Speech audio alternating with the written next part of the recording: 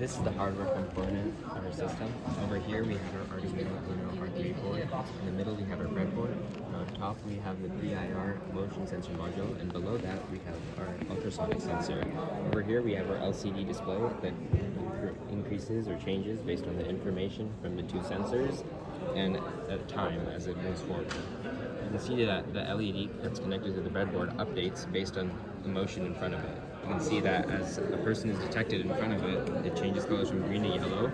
Eventually, as time goes on, it'll change to red, and the buzzer will buzz. So you can see here, we wait for 15 seconds. See all the different parts here. 10, 12, 14, 15. Light turns red, buzzer buzzes, and the LCD display updates.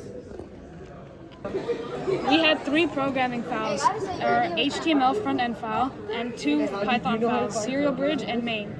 Our serial bridge is used to connect the data we get from our motion from our Arduino to our actual program, which is then sent over to main where the actual logic occurs.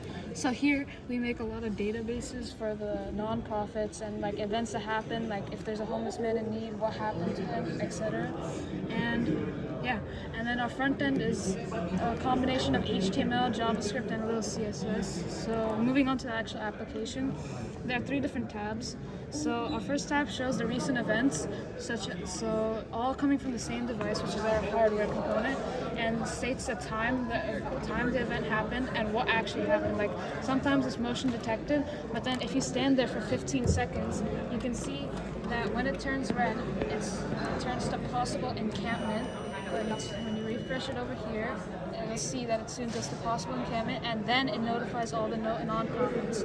This allows them to build like a network of non-profits to help all the homeless men and like people in need in like SF, California, and other parts of the US, and like help them get back into society better. So our second tab is NGO management, where all the registered NGOs are shown, which are non-profits, and email, contact info, etc.